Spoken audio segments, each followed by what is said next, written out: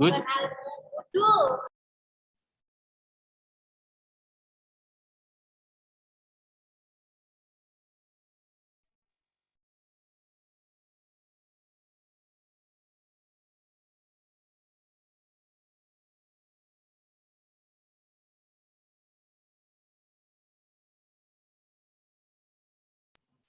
Aldi.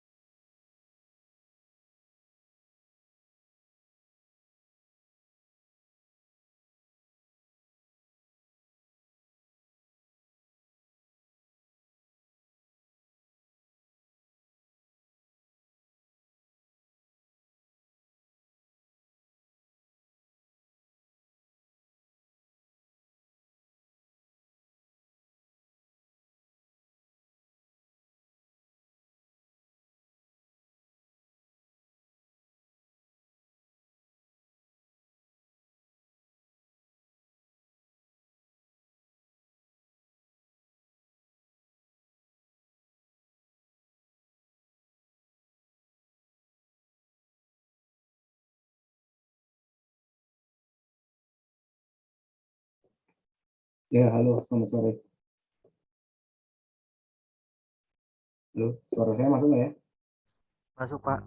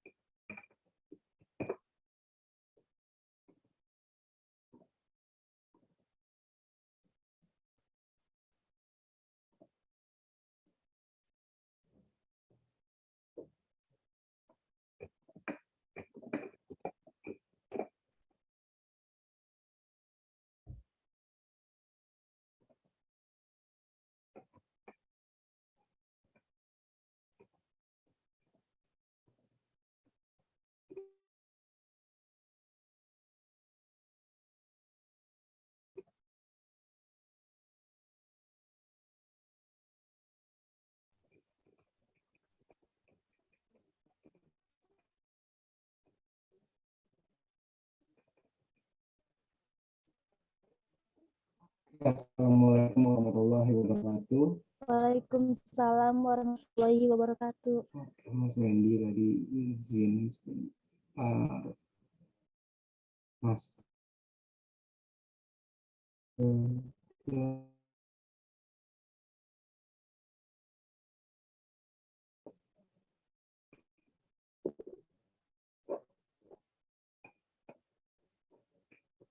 Oke, sorry banget telat. Tiba-tiba mendadak ada meeting. Iya, Pak, nggak apa-apa. Oke, kita pertemuan ini akan membahas tentang SDLC ya, Software Development Lifecycle. Sebetulnya beberapa kali udah disinggung tentang SDLC ini di dalam materi-materi sebelumnya. Bahkan eh, kemarin kita sempat ada presentasi ya tentang Kanban dan Scrum. Nah, itu termasuk dari SDLC metodologi. Ini udah berubah kan ya?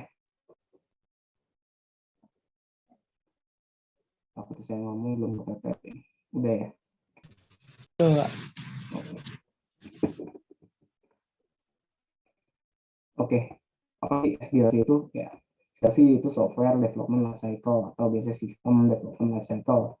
Ya, intinya sih itu siklus hidup ya, proses atau siklus hidup yang dipakai untuk menghasilkan software dengan kualitas tertinggi dan biaya terendah. Ya, ini kualitas tertinggi dan biaya terendah ini ya tujuan orang untuk membangun software lah. Apalagi user ya, user tuh senang banget kalau kualitasnya tinggi, biaya rendah. Bisnis tuh.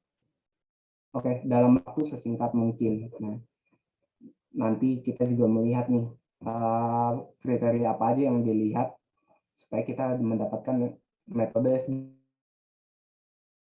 yang baik. PLC menyediakan aliran fase yang terstruktur, jadi dia terstruktur ya, dengan baik yang membantu organisasi untuk dengan cepat menghasilkan perangkat lunak atau software yang berkualitas tinggi yang telah teruji. Oke, dengan baik dan siap untuk penggunaan operation. Oke, jadi SDLC itu ya sebuah metodologi proses pembangunan sebuah software. Itu aja sih intinya sebenarnya. Yang isinya itu ada beberapa task ya, atau ada beberapa fase dari SDLC itu. Nah, benefit dari SDLC itu apa sih? Ya, yang pertama, better management control.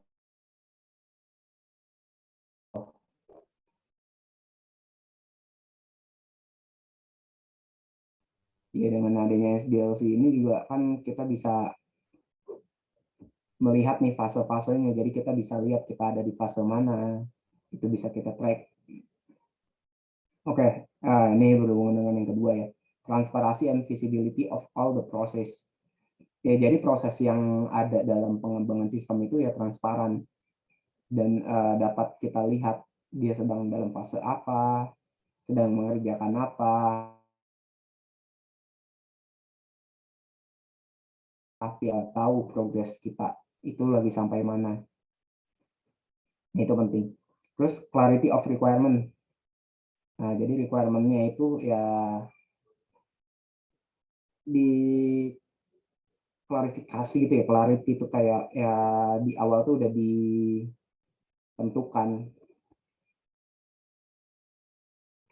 Oke, jadi terus yang keempat itu a single vision of a product for all the parties involved.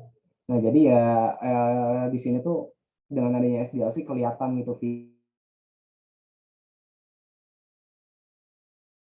visi dari produknya user, lalu dari sisi ya bisnis analis, project manager, tester, dan lain-lainnya itu sorry, halo, sempat putus nggak ya? Halo, Enggak kok, Pak. enggak ya? Soalnya tadi ada notif unstable. Oke, lalu yang kelima ada predictable. Predictable result ya in terms dia dari waktunya, costnya, ya deliverable-nya, ya dari sini juga kita ya kemarin ada tahap planning ya kita bisa juga melihat dari resikonya seperti apa, terus dari awal kita bisa predik kira-kira nanti ke depannya ada hambatan apa aja sih, terus berapa orang yang mengerjakan itu bisa di dalam SDLC ini. Oke, lalu ada reduce risks of going off the track. Nah ini ya, risikonya tuh udah planning lah di awal sehingga tidak menghambat jalan itu aja. Oke, kriteria untuk memilih metode yang baik kan SDLC itu banyak ya metodologinya, ada waterfall, agile. Nah, yang pertama itu kita lihat nih dari kejelasan kebutuhan pengguna, udah jelas belum? Maksudnya udah clear apa belum dari sisi requirement-nya? Tidak secara high level lah atau tidak secara general aja, tapi udah detail, udah cukup detail ya. Oke, jadi jika pada suatu saat kita dihadapkan pada kondisi ketidakjelasan kebutuhan pengguna, ya nanti adalah tabelnya kira-kira kalau kita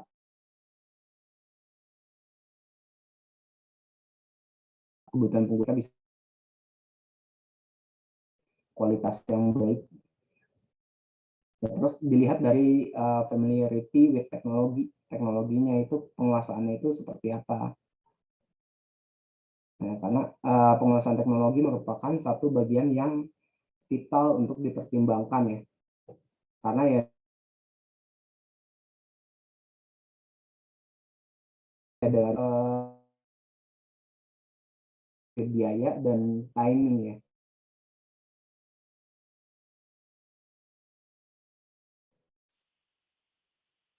Jadi kita bisa lebih cepat. Nah, nanti dari situ kan bisa kelihatan tuh kita butuh berapa orang, terus waktunya jadi berapa lama.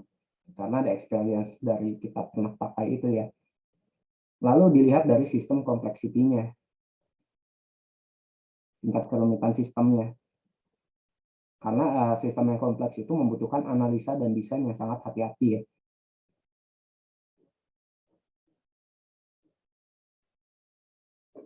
Lalu dilihat dari sistem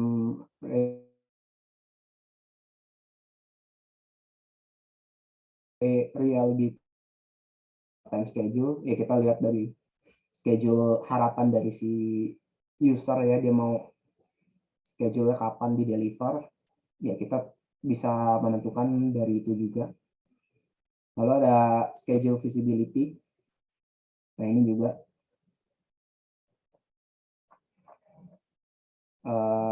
jadi ya jadwal pelaksanaannya tuh udah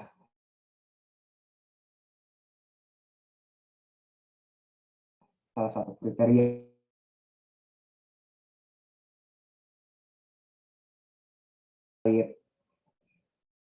ketentuan-ketentuan dari perusahaan lah, standarnya seperti apa. Oke, ya let's say kita punya developer 2, terus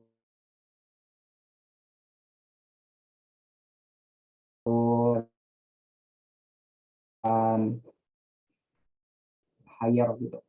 Ya udah, kita nggak bisa apa-apa, ya udah kita jalanin dengan 2 orang itu, ya kita pilih metodologi yang kira-kira cukup baik untuk dilakukan dengan resource yang ada.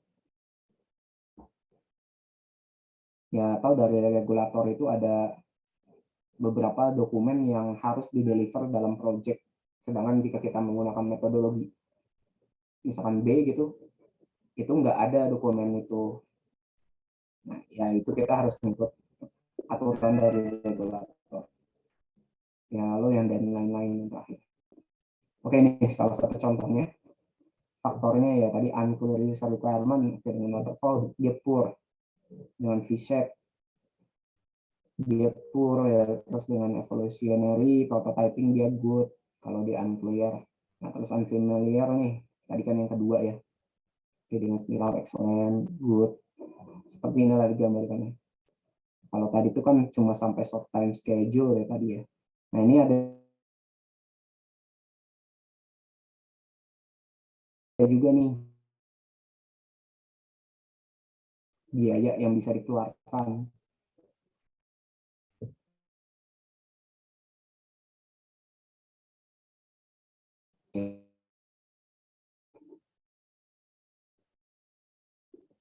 Halo? Ya, Pak. Iya. Beberapa kali internet sering ada RTO nih, jadi sering ada Di Bogor ada putus-putus, Pak. agak putus-putus ya.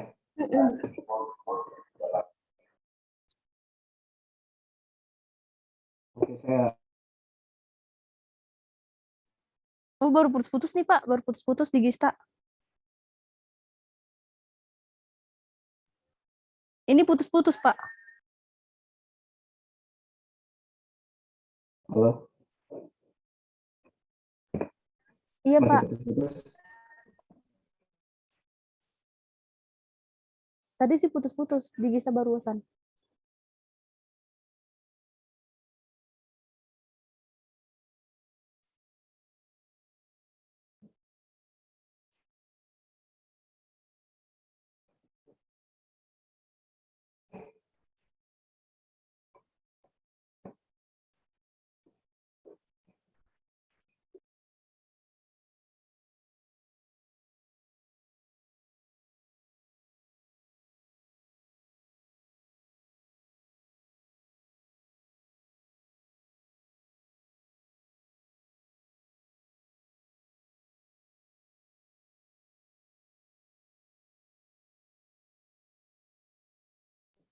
Ya, halo. Gimana? Masih putus-putus nggak? Enggak, Pak. Aman ya?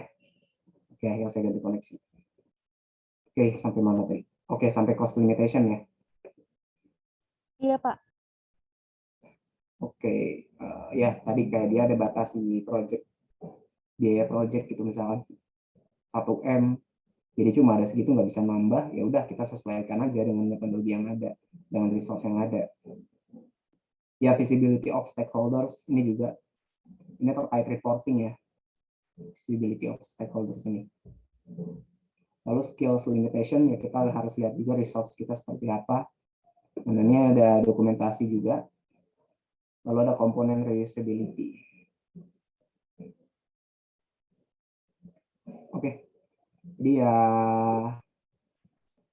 SDLC itu kurang lebihnya seperti ini ya prosesnya ya. Dimulai dari kita planning, analisa, ya desain, implementasi, testing, integrasi, maintenance. Nah, ini harusnya di maintenance ini ada tahap deployment juga ya. Oke, jadi yang pertama itu planning ya.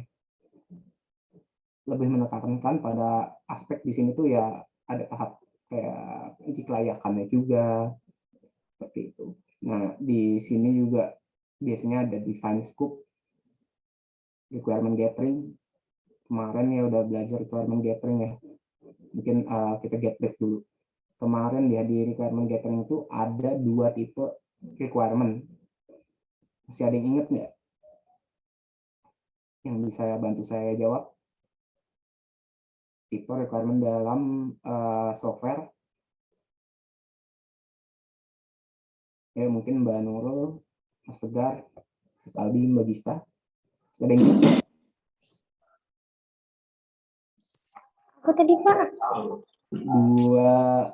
Dua tipe requirement.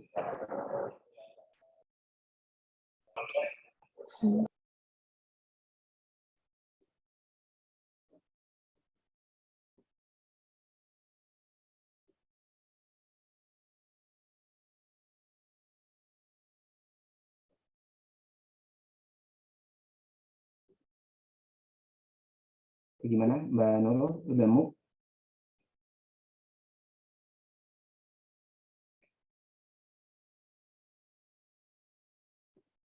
Oke, kemarin tuh ada 2 ya requirement tuh, ada requirement fungsional dan non fungsional. Ya kalau fungsional itu ya kita lebih menekankan inti dari proses bisnisnya ya. Kalau non fungsional ya requirement tambahan atau pendukung. Oke, lanjut kedua, analisis. Sistem akan dianalisa mengenai seperti apa cara kerjanya. Hasil dari analisa ini berupa kelebihan serta kekurangan juga nih. Lalu unstable lagi nih. Halo? Sempat putus lagi ya? Oh enggak. Enggak ya? Enggak. Oke, yang selanjutnya ada tahap desain. Jadi ya sebelum kita melakukan implementasi atau coding, itu biasanya dilakukan sebuah desain dulu. Nah, desain ini bisa berupa apa sih? Ya desain dari database-nya seperti apa, yang biasa kita sebut pernah kan ya, di basis data itu ada ERD, ya dari ERD bertransformasi menjadi LRS, ya lalu di sana juga ada desain UI-nya biasanya.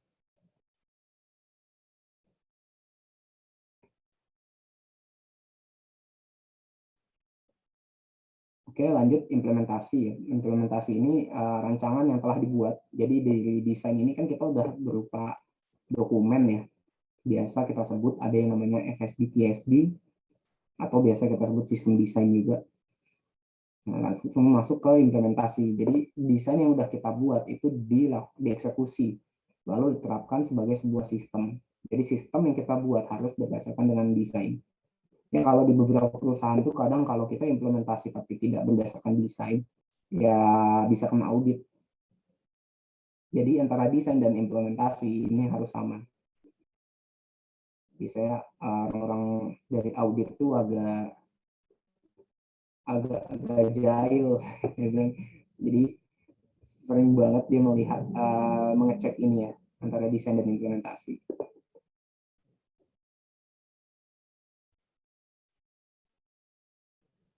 Nah, bahkan saat kita implementasi itu bahkan desainnya itu bisa berubah. Jadi ya ini harus jalan, tapi biasanya sih ini dulu jadi baru ini dilakukan.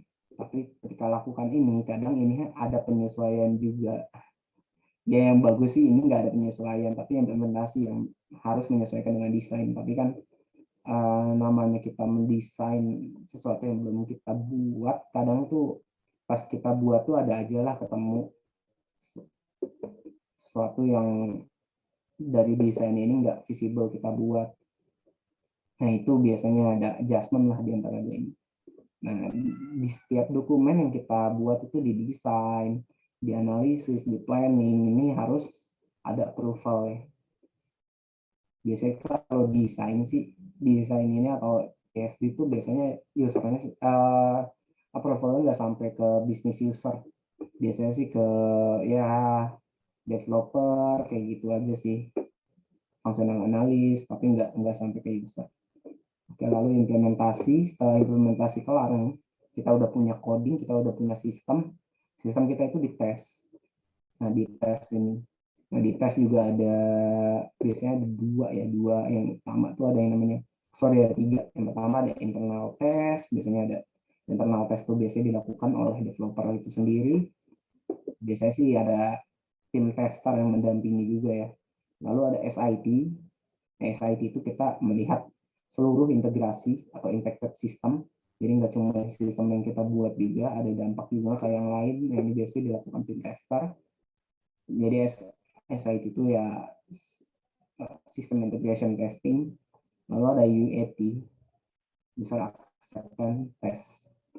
Nah, itu dilakukan oleh user atau orang yang request lah, atau operationnya lah yang akan menggunakan biasanya sih, yang akan menggunakan. Nah, ini untuk apa? Untuk memastikan pengujian yang dilakukan berjalan dengan lancar sesuai dengan kriteria yang ditentukan di awal. Lalu ya tidak ada senggol ke existing system lah. Seperti itu ya. Dari hasil testing ini biasanya juga ada dokumen hasilnya. Jadi sebelum kita melakukan testing juga kadang kita membuat test script. Jadi apa aja yang mau dites, inputnya apa, prosesnya apa, outputnya apa, nanti kita define di situ, lalu kita minta approval ke business user, gitu. Ya soalnya jangan sampai kita membuat sistem yang nggak sesuai kesepakatan di awal. Lalu ada maintenance, harusnya ada deployment juga. Nah ini setelah melakukan testing selesai, oke, user oke, nggak ada impact ke mana-mana, ya udah langsung lah kita deploy masuk ke environment production.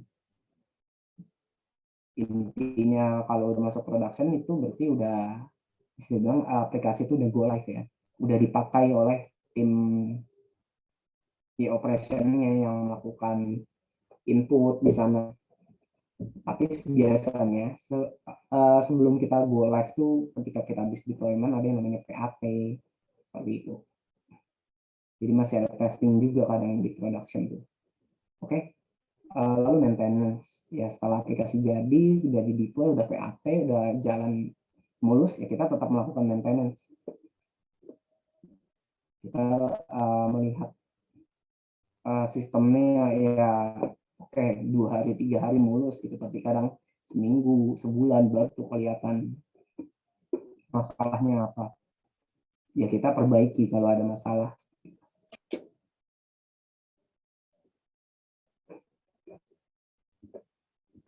Oke, oh iya Mas Wendy, cepat juga nyampainya ya.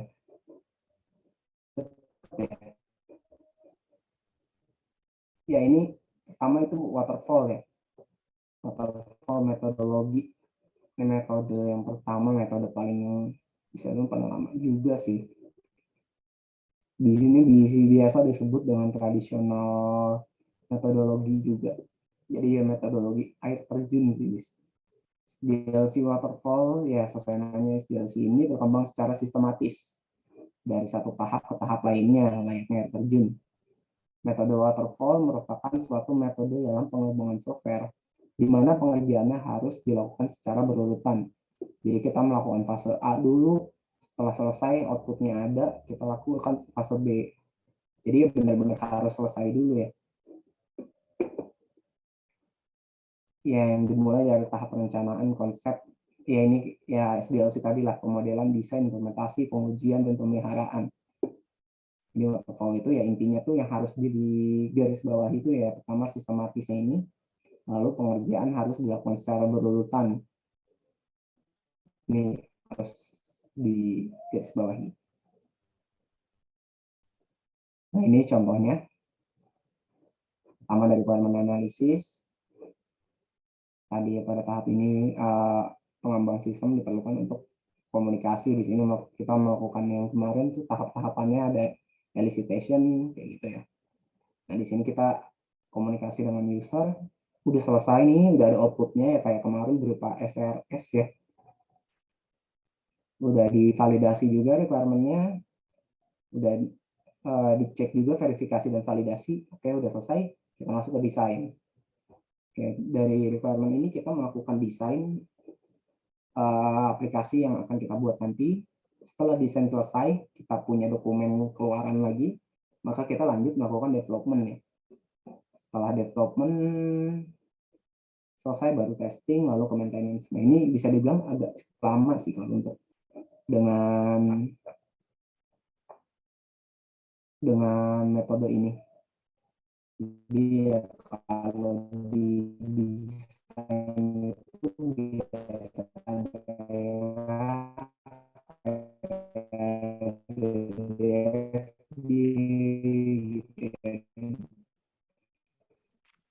Putus-putus, Pak. Iya Pak, putus-putus Pak. Pak, putus-putus.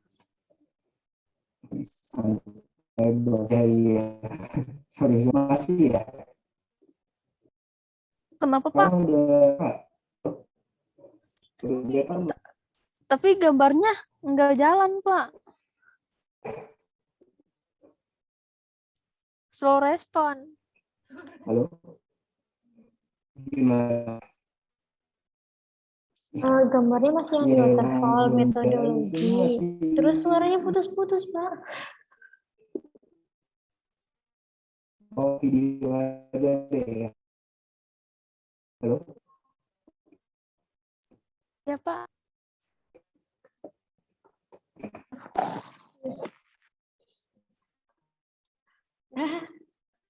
Dah. Ot. Gila.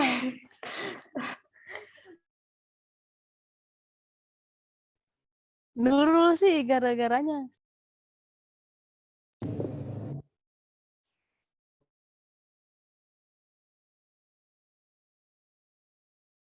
Ya.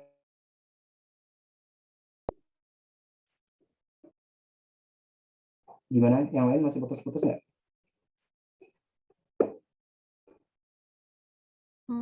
Enggak sih Pak.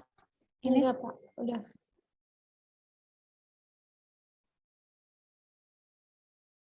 Pakai Telkomsel juga, pakai XL juga, nggak ada yang benar. Jadi ya, sorry lah ya. Agak ada gangguan iya nih. Pak, nggak apa-apa kok Pak. Bisa juga waktu kemarin Excel gangguan kok Pak, tapinya. Iya. Kalau di sini mah nggak dapet sinyal sama sekali XL. Iya, Nggak waktu tahu pas ini. hari Minggu kemarin Gisa sampai lapor tuh Pak ke MyXL-nya, ke Mayanya. Oh, Terus baru besoknya baru bisa. Langsung barnya langsung 4. Waktu pas sehari tuh nggak ada sama sekali Pak malah. Dari jam 9 pagi. oke, ntar saya coba lapor juga deh.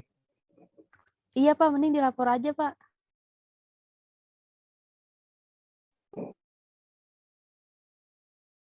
Waterfall. Nah, sekarang waterfall tuh ya pasti metodologi itu punya kelebihan dan kelemahan. Nah, kelebihan dari waterfall itu pertama, tahapan proses pengembangannya tetap pasti mudah diaplikasikan dan prosesnya teratur. Sorry ya, saya nggak show video ya, takutnya karena bandwidthnya gede, jadi nggak kuat juga nih Telkomsel. Iya Pak, nggak apa-apa. Oke, lanjut yang kedua, cocok digunakan untuk produk atau software atau program yang sudah jelas kebutuhannya di awal.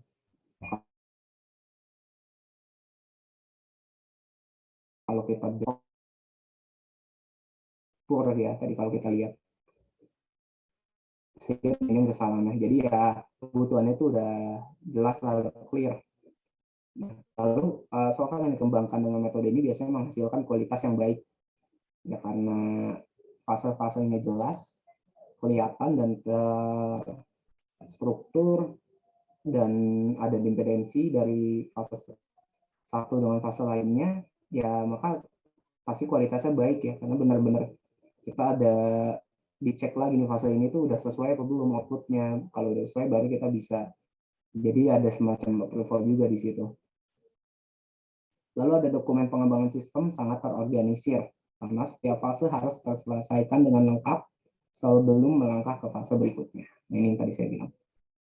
Nah, waterfall juga punya kelemahan ya. Pertama, waktu pengerjaan relatif lebih lama karena harus menunggu tahap sebelumnya.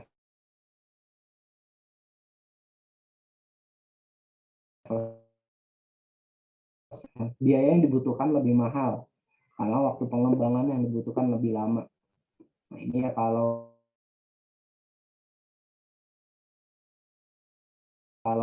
ya asalnya itu per main days, nah ini bisa lebih mahal.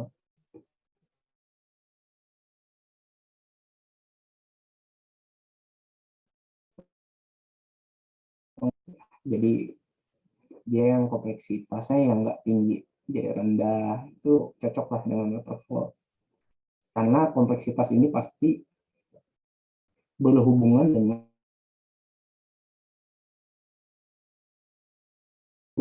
nada.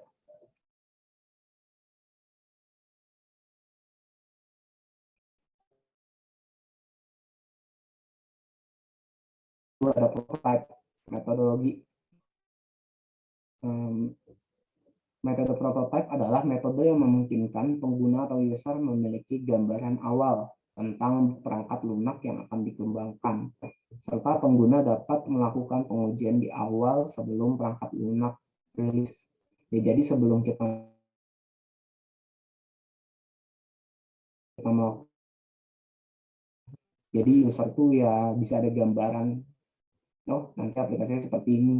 Nah, nanti user juga dari prototype itu user akan memberikan feedback kepada kita selaku pengembang, kekurangannya apa, lalu ada kebutuhan apa lagi yang belum diakomodir di sini. Nah, nanti dia langsung kasih tahu, ya biasanya kita perbaiki prototipenya.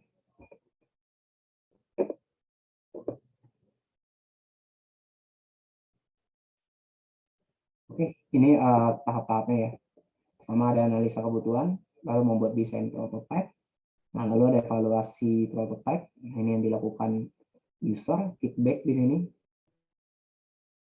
Lalu ada setelah selesai dievaluasi, jika sudah sesuai maka dia langsung mengkodekan sistem.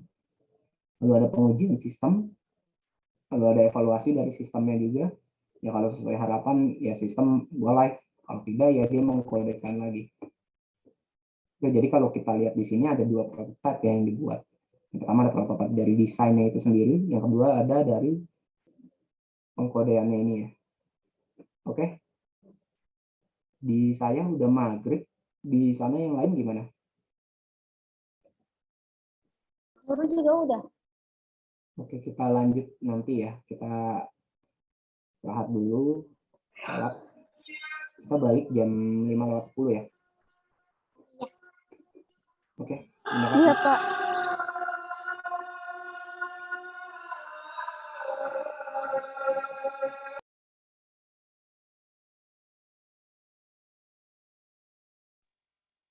Allahu Akbar, Allahu Akbar. Anjay, Wendy.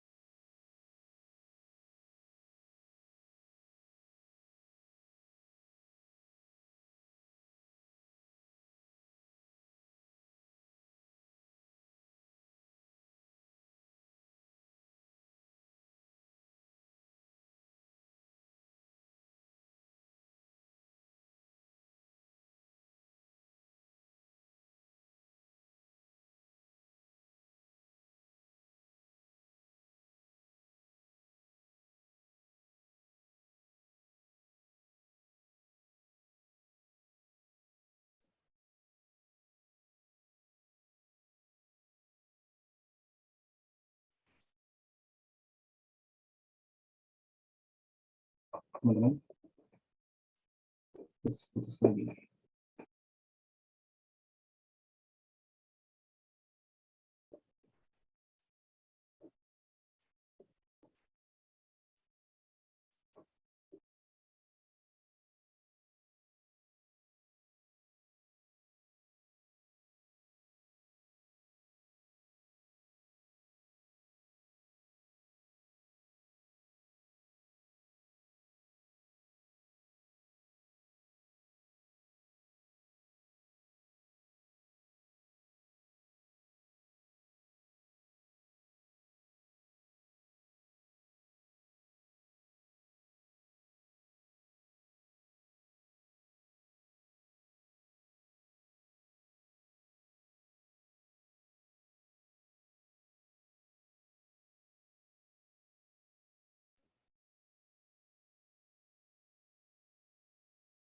Gimana, bisa kita mulai lagi?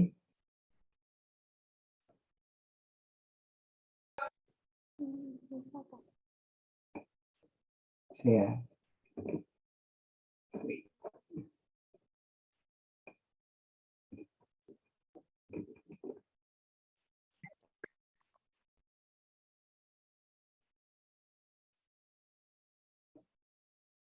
Oke.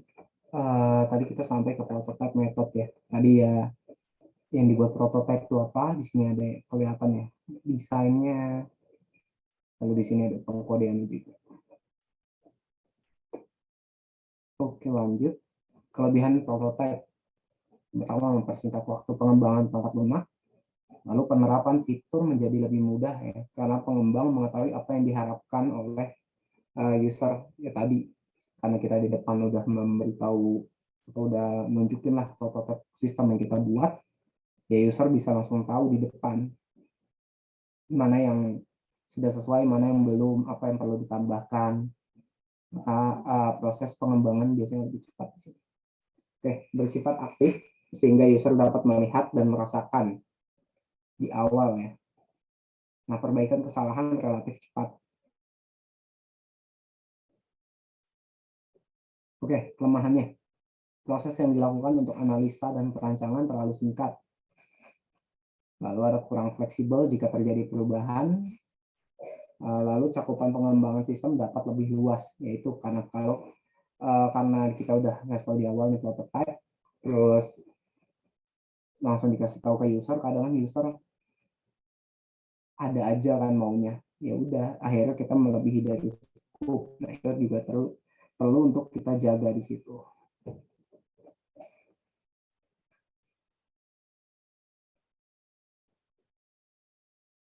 Oke, yang ketiga ada RAD, Rapid Application Development, yaitu sebuah model proses perkembangan perangkat lunak sekuensial linear yang menekankan siklus pengembangan yang pendek, kira-kira 60 sampai 90 hari. Model RAD ini merupakan sebuah adaptasi kecepatan tinggi dari model sekuensial linear, di mana perkembangan cepat dicapai dengan menggunakan pendekatan konstruksi berbasis komponen. RAD ini biasa juga disebut cikal bakalnya agile.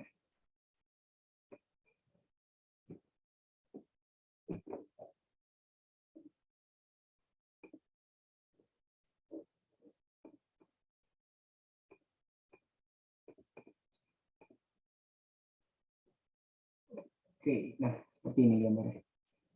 Di awal kita melakukan analisa, melakukan quick design, lalu di sini ada proses kayak iterasi ya di sini.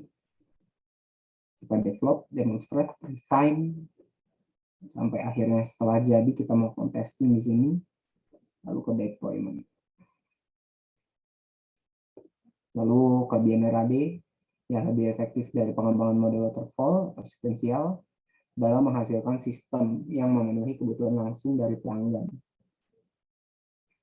Cocok untuk proyek yang memerlukan waktu singkat, ya tadi di depan di sounding bahwa biasanya 60 sampai 90 hari. Lalu model RAD mengikuti tahap pengembangan sistem seperti pada umumnya, tetapi mempunyai kemampuan untuk menggunakan kembali komponen yang ada, sehingga pengembang tidak perlu membuatnya dari awal lagi, sehingga waktu pengembangan menjadi lebih singkat dan efisien. Lalu ini kelemahan RAD ya. Model RAD menuntut pengembang dan pelanggan memiliki komitmen di dalam aktivitas rapid fire. Rapid fire ini bisa dibilang yang tadi.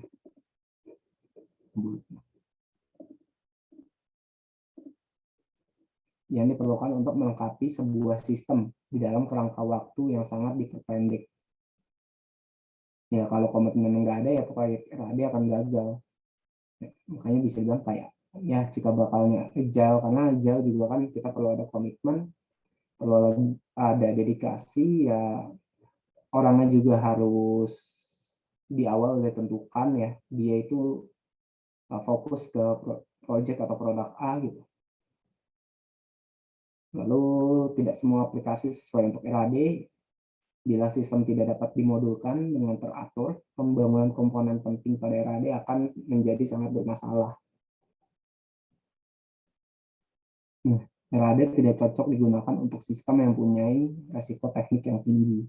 Nah, RAD karena berbasis komponen, kita mengulang komponen yang udah ada, kita analisa bisa digunakan atau enggak. Maka kalau ada teknologi baru atau teknik yang lebih tinggi, itu kita perlu asesmen ulang yang akhirnya malah jadi lama. Lalu membutuhkan tenaga kerja yang banyak untuk menyelesaikan sebuah proyek dalam skala besar. Yang membutuhkan tenaga kerja yang banyak untuk menyelesaikan sebuah proyek dalam skala besar sih harus sebuah metodologi. Nah, yang terakhir ada agile metodologi. Di agile ini ya tadi ada Scrum, Kanban, Extreme Programming, kalau itu ada di dalam agile. Nah, model agile merupakan model pengembangan jangka pendek yang memerlukan adaptasi cepat dan pengembangan terhadap perubahan dalam bentuk apapun. Nah, di sini kita bisa dibilang fleksibel dalam perubahan dan menerapkan agile. Nah, dalam agile terdapat beberapa poin penting. Nah, interaksi antar personal lebih penting daripada proses dan alat. Ya, jadi di agile itu komunikasi, kolaborasi itu sangat penting dilakukan. Makanya kalau kita cek Scrum kemarin ada yang namanya daily sprint. Lalu ada software yang berfungsi lebih penting daripada dokumentasi yang lengkap. Ya karena kalau agile itu ya biasanya sih kita fokus ke dalam sebuah produk ya. Jadi ya udah yang penting software berfungsi lah, dokumentasi belakangan biasanya seperti itu. Sesuai dokumentasi lebih banyak yang dilakukan secara paralel. Jadi kita sambil development juga kadang kita sambil melakukan dokumentasi. Kalau tadi waterfall kan nggak bisa tuh, kita harus selesai dulu dokumentasinya baru kita mulai development. Tapi kalau ini enggak, biasanya sih development dihajar terus, ada perubahan hajar terus.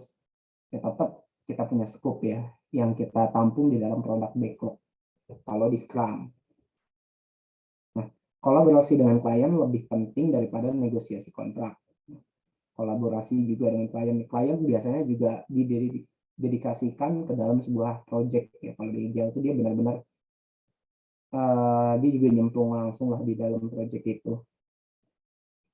Nah, sikap tanggap lebih penting daripada mengikuti rencana atau plan. Nah, ini juga kadang plannya juga ya secara high level biasanya. Jadi kita ya seiring berjalannya waktu aja. Nah, gambarannya seperti ini. Kita ada plan, kita ada desain, lalu develop, test, deploy, review. Terus iterasinya seperti itu. Sampai akhirnya launch.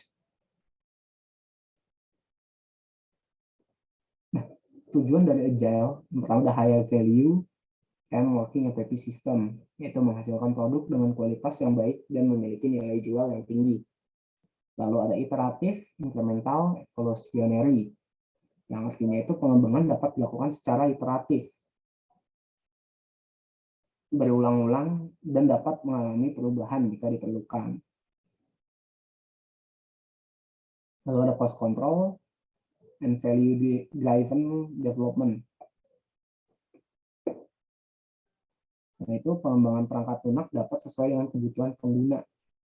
dan tim dapat dengan cepat merespon kebutuhan sehingga waktu dan biaya pembuatan dari perangkat lunak dapat dikendalikan dengan Scrum ini ya. Lalu high quality production, ya, kualitas dari perangkat lunak tetap terjaga ya meskipun waktu dan biaya lebih sedikit. Karena kalau agile ini biasanya timnya nggak banyak untuk mengerjakan sebuah produk. Lalu ada fleksibel dan risk management, meminimalisir terjadinya kesalahan pada program ataupun produk sebelum dilakukannya proses deploy aplikasi karena sifatnya yang iteratif tadi. Ini collaboration tujuannya juga. Kolaborasi ini dilakukan untuk setiap tim pengembang yang mendiskusikan feedback yang diberikan oleh klien atau user. Ini ya tujuan utama dari Agile itu ini ya, adanya kolaborasi juga. Self-organizing, self-managing teams. Ya, pengembang diberikan akses untuk manajemen diri sendiri. Urusan software development, seorang manajer hanya bertugas sebagai penghubung antara pengembang dengan klien sehingga dapat mengurangi terjadinya miskomunikasi.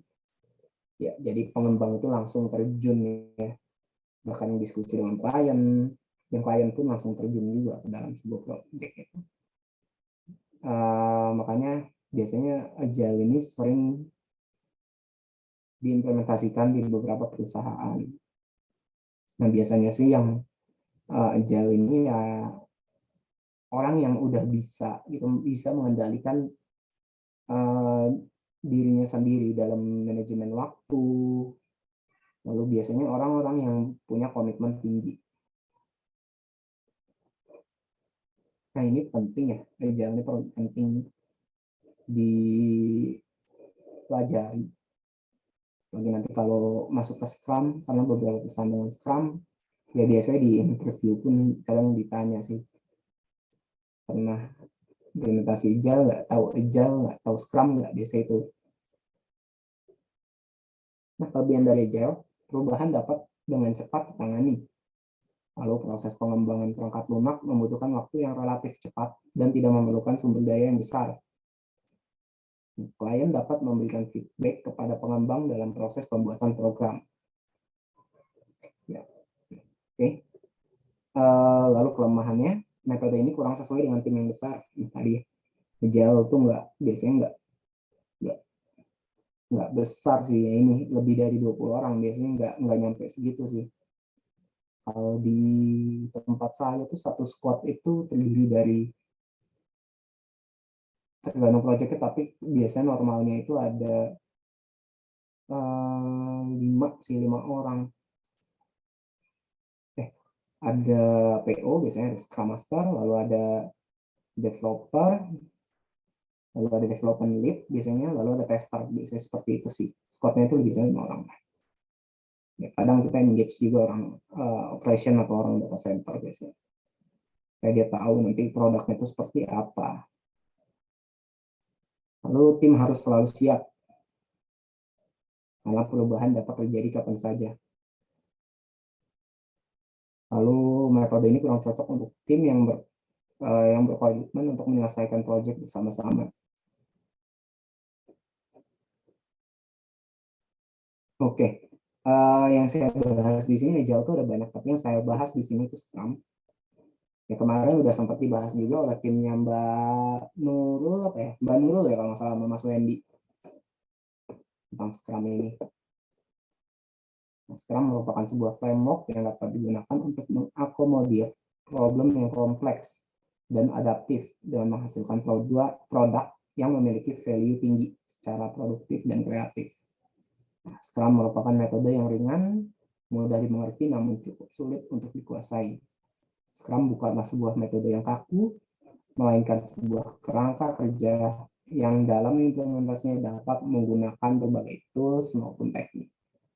Oke, itu pengertian Scrum ya.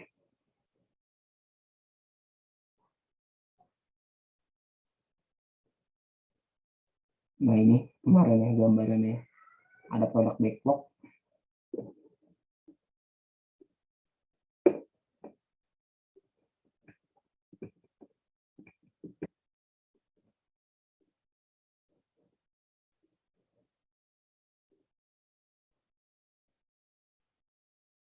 Ya kemarin produk backlog tuh ya daftar dari seluruh fitur, fungsi, dan kebutuhan dari produk yang ingin dihasilkan.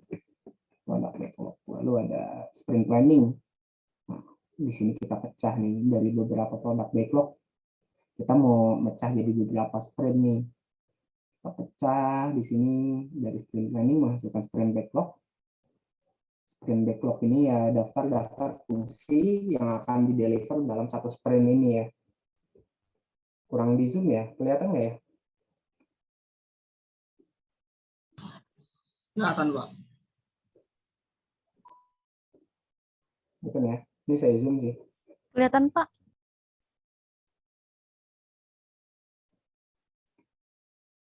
Ya lalu ada satu scrum team. Ya biasanya itu terdiri dari PO, ada punya scrum master, lalu ada punya development team. Ya biasanya tester kita engage juga. Oke, di sini ada proses daily scrum ya.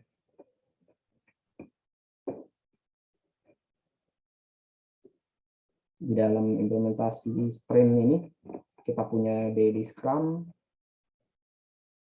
yaitu ya aktivitas diskusi yang diadakan oleh development team setiap hari, nggak cuma development team sih harusnya, setiap hari selama sprint dan berdurasi kurang lebihnya itu 15 menit biasanya.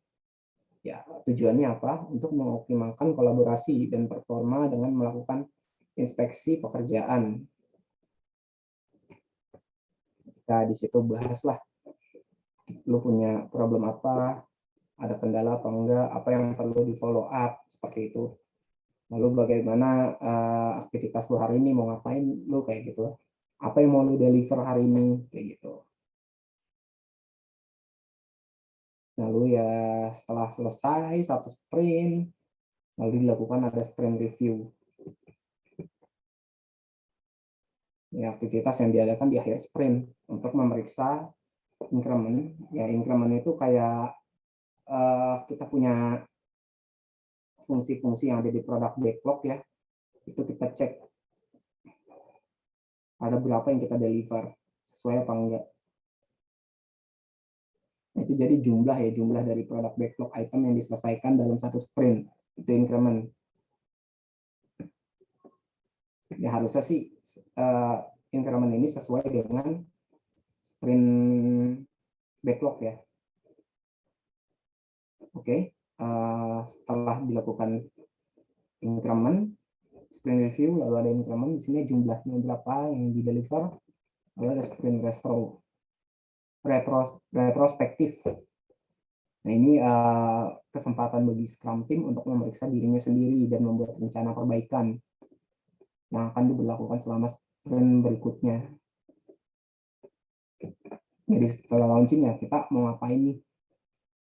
Apalagi nih yang perlu kita perbaiki, apa yang harus kita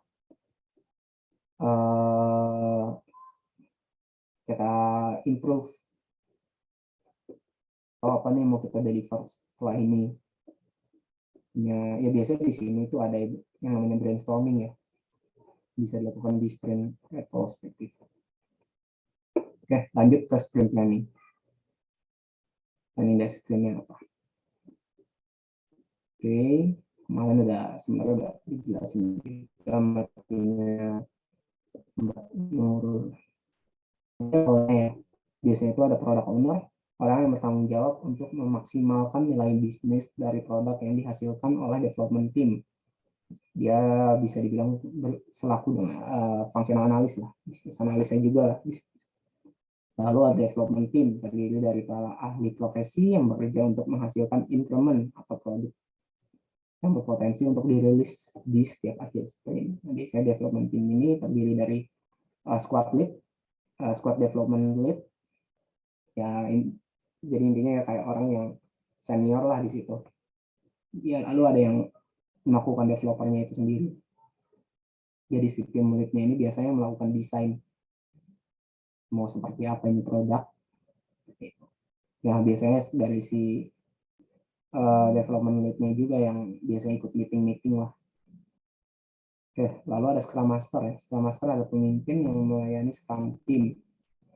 Scrum Master membantu orang-orang di luar Scrum Team untuk dapat memahami interaksi mana yang bermanfaat dan tidak bermanfaat, dan bertugas memastikan bahwa seluruh tim memahami Scrum Value dan mengimplementasikan dengan baik. Bisa dibilang kalau kita sama-samakan gitu ya, dengan ya kalau di waterfall itu maka Scrum Master seperti project manager ya. Tapi pastinya kalau kita gali lagi pasti beda. Tapi kalau menurut cara high level sih mirip ya. Lebihnya itu mengoptimalkan waktu penyelesaian dan responsif terhadap permintaan, lalu meningkatkan kualitas, lalu ada memberikan perkiraan yang lebih baik, dan menghabiskan lebih sedikit waktu untuk mengembangkan perangkat lunak. Karena memberikan perkiraan yang lebih baik ya, itu karena ya kita hitungannya dengan adanya sprint itu kita bisa deliver duluan nih produk-produk core-nya. Apa yang mau di deliver di awal, lu punya fungsional apa yang paling utama dan yang bisa jalan duluan, itu biasanya di deliver. Kadang dengan adanya kebutuhan fungsional core-nya itu sendiri sebenarnya udah ngebantu banget buat bisnis atau buat operation atau untuk operasional. Lalu jadwal proyek lebih terkendali ya, karena biasanya satu sprint itu udah jelas, misalkan 8 minggu atau ya sebulan atau berapa. Nah, hitung aja berapa sprintnya, udah kelihatan tuh berarti untuk menghasilkan produk yang sesuai dengan produk backlog, maka di timeline itu dari kapan sampai kapan. Nah, sekarang sangat ideal untuk ruang lingkup yang cepat berubah dan mengakumulasikan ruang lingkup. Terus Scrum cepat dan dapat beradaptasi perubahan dengan mudah.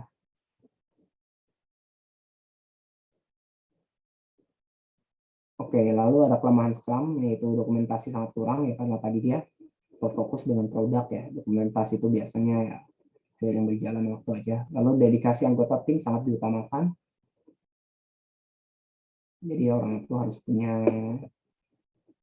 dedikasi tinggi lah, siap di call. Lalu kerja sama tim, kerja sangat diutamakan. Kolaborasinya juga ya. Jika anggota tim tidak bekerja sama dengan baik, proyek ini akan menghadapi kegagalan. Itu sekarang. Sebentar ya.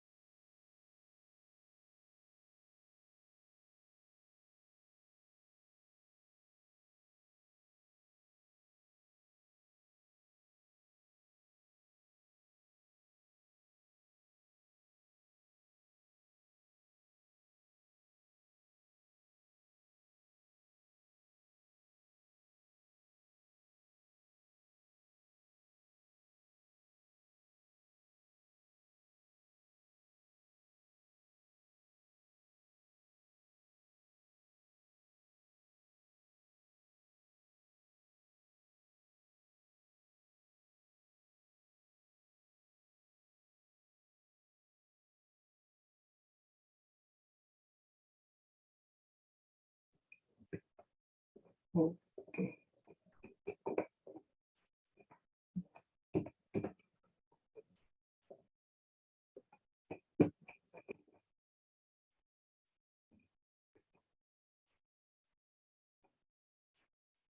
Oke, ini kelemahan dari Scrum ya. Oke, jadi ya perbedaan waterfall dan Scrum bisa kita kesimpulan yaitu kalau waterfall itu fokus terhadap project, kalau Scrum itu fokus terhadap produk. Jadi nggak seluruh project kita harus deliver duluan, tapi produk apa yang mau kita deliver duluan. Lalu kalau waterfall itu terdiri dari beberapa fase, kalau Scrum itu terdiri dari beberapa sprint. Yaitu kalau waterfall itu tidak mengharapkan perubahan dan sulit untuk menerima perubahan. Ya kalau Scrum mengharapkan perubahan dan menerima perubahan, karena dengan adanya perubahan ini tentunya kualitas dari softwarenya akan lebih baik ya selama masih masuk ke dalam scope. Kalau dari luar scope sih ya baik untuk user, tapi untuk pengembang sih nggak baik. Ya kalau waterfall tuh yang keempat ada lebih banyak dokumentasi, kalau Scrum dokumentasi lebih dikit. Karena dia fokus apa yang mau di deliver.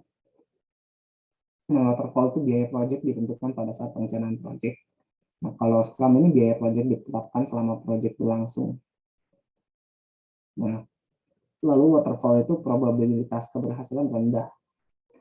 Scrum itu probabilitas keberhasilan tinggi, ya karena sering adanya kolaborasi, lalu dengan adanya dedikasi dan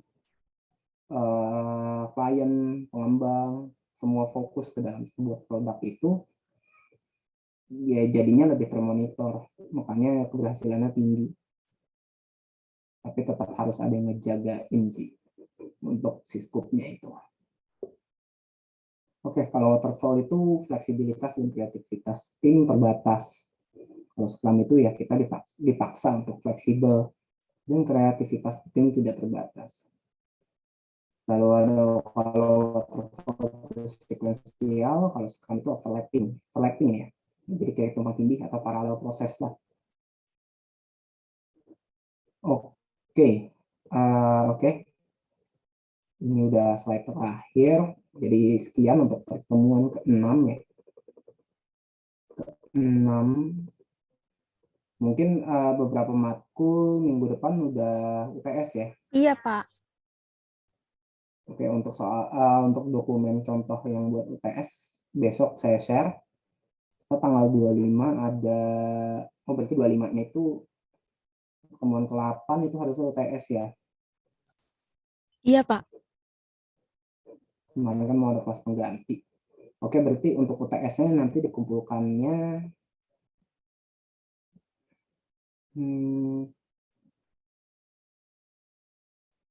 kalau ini project mungkin nanti UTS-nya tanggal 2 Desember. Sorry. Rabu itu tanggal 1 ya, 1 Desember. 1 Desember dikumpulkan, besok saya share ya. Masih banyak tuh waktunya. Tapi udah pada dapat kan ya mau ngambil project apa? Atau belum kepikiran ya? Belum, Pak. Ya mungkin mulai dicari. Mau apa yang biar nggak susah-susah banget lah. Oke, sekian pertemuan hari ini. Ada pertanyaan nggak?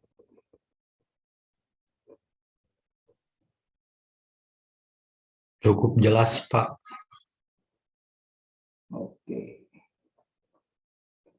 Oke, kalau gitu terima kasih. Saya akhiri. Wassalamualaikum warahmatullahi wabarakatuh. Selamat istirahat semuanya. Waalaikumsalam warahmatullahi wabarakatuh. Makasih, Pak. Selamat istirahat juga, Pak. Ya, sehat-sehat semua. Waalaikumsalam. Waalaikumsalam warahmatullahi wabarakatuh. Terima kasih, Pak.